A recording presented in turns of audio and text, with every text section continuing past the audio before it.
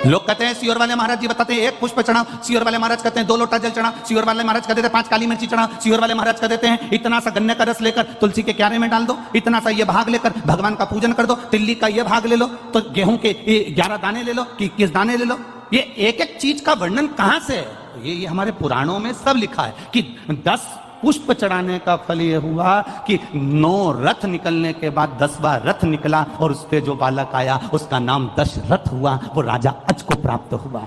अब लोग कहते हैं कि अभिषेक का वर्णन भगवान कृष्ण ने एक एक रानी के साथ में 11-11 दिन तक शंकर भगवान का अभिषेक करा, इसलिए भगवान कृष्ण के घर में एक एक रानी से 11-11 संतान हुई, 10 बेटे 1 बेटी, 1,77,186 भगवान कृष्ण के बच्चे हुए। ये शिव जी की कृपा से। आप कितने दिन अनुष्ठान कर रहे हो, आप कितने दिन जल चढ़ा रहे हो, आप कितने लोटा जल चढ़ा रहे हो, आप कितना गेहूं का दाना चढ़ा रहे हो, आप कितना चावल का दाना चढ़ा रहे हो, आप कितनी बेलपत्र समर्पित कर रहे हो। कई बार हम शिव पुराण के अंदर बता देते हैं कि बेलपत्री ऐसे चढ़ाना, पत्ती का मुंह ऐसा रखना, डंडी का मुंह कैसे रखना, मूंग का ऐसा दाना चढ़ाना। ये आपको कुछ ना कुछ तो प्रदान करता होगा, कुछ तो देता होगा, उसका फल मिलता जरूर है, मिलेगा।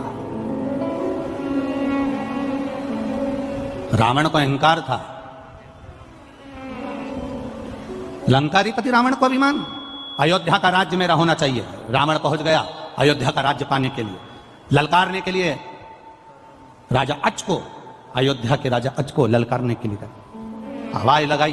द्वारपालों ने कहा वो शिव जी की पूजन कर रहे हैं, शिव की पूजन कर रहे हैं। हाँ, रावण को लगा कि सारे पृथ्वी का राज्य मेरा हो गया, सारे देवताओं का राज्य मेरा हो गया, केवल अयोध्या मेरी नहीं हो पा रही है। इसमें ऐसी राजा अज पूजन कौन सी करता है कि अयोध्या पे मैं विजय प्राप्त नहीं कर पा रहा हूं।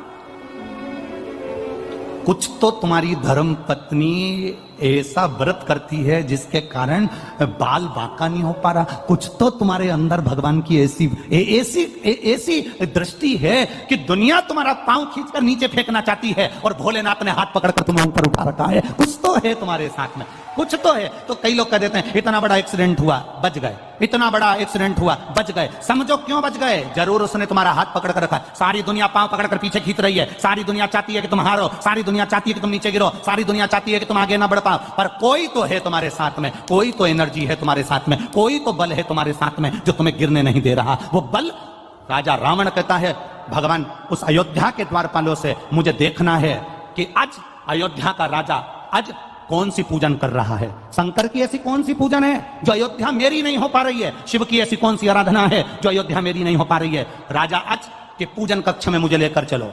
द्वारपाल राजा अज जिस जगह पर शंकर जी को 10 पुष्प समर्पित करते थे उस जगह पर लेकर रावण को खड़ा कर दिया। रावण देख रहे थे, राजा अज ने त्रिपुंड लगा रखा है, 12 तिलक कर रखे हैं। राजा अज हाथ जोड़कर भगवान की पूजन कर रहा था। एक एक पुष्प राजा अज शिव जी को समर्पित कर रहा था। कभी गौरा रानी की जगह पर, कभी अशोक सुंदरी की जगह पर, कभी गणेश जी की जगह पर, कभी षडानंद कार्तिकेय जी की जगह पर, कभी उस जया विषहरा शामरी बारी दौतली देव का स्मरण कर कर शिव पर जल चढ़ाते हुए पुष्प चढ़ा रहे थे राजा अज। अब राजा अज फूल चढ़ाते चढ़ाते राजा अज ने तुरंत हाथ में अंजलि में जल लिया और जल लेकर आंख बंद कर कर राजा अज ने वो जल पीछे फेंक दिया। रावण विद्वान था, बहुत बड़ा विद्वान था रावण।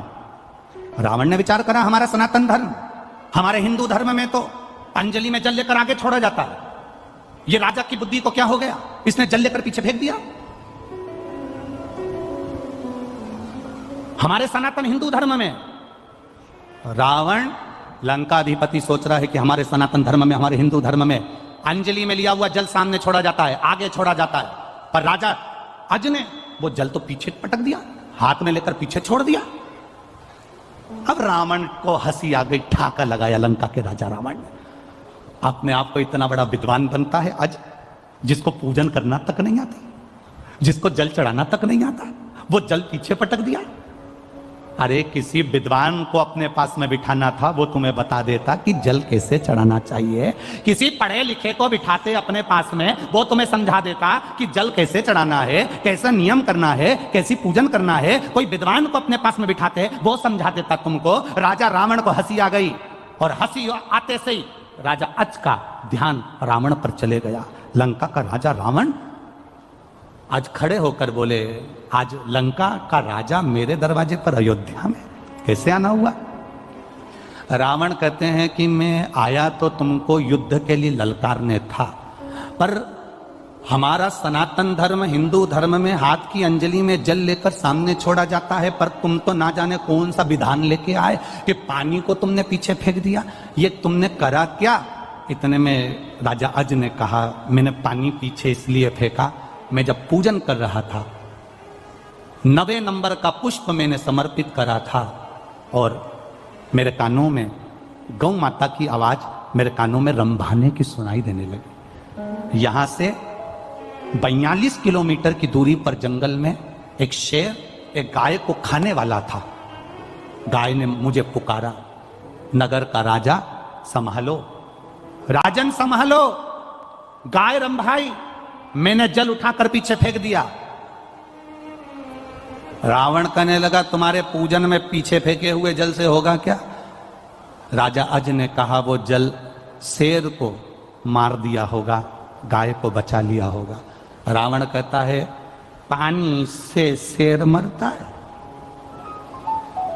पानी से शेर मरता है? राजा अज ने कहा, मेरे भोलेनाथ जी का जो पानी है ना, ये कोई साधारण नहीं है, शेर भी मरा होगा, जाओ जरा देख कर आओ। रावण राजा अज से मिला नहीं, बात नहीं करी, तुरंत रथ उठाया रावण ने, 42 किलोमीटर दूर वन में पहुंचा और वन में जाकर क्या देखता है? एक गाय घास चर रही थी, उसके पास में हजारों बाणों से रमा हुआ शेर पड़ा हुआ था।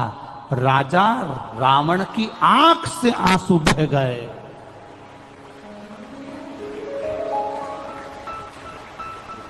राजा रावण की आंख से आंसू बह गए और रावण तुरंत वापिस राजा अज के पास आया कि ये जल पीछे फेंका और वो बाण बनकर शेर को लग गए, ये जल था कौन सा? तब बाबा राजा अज ने कहा, ये जल साधारण नहीं, शंकर की पूजन में जो जल चढ़ता है वो ना जाने कितने बाणों के बराबर हो जाता है और जीव की रक्षा कर लेता है। रावण ने राजा अज के हाथ जोड़े। राजा अज को ब्राह्मण रावण ने हाथ जोड़कर नमन कर कर कहा कि अब मैं जा रहा हूं।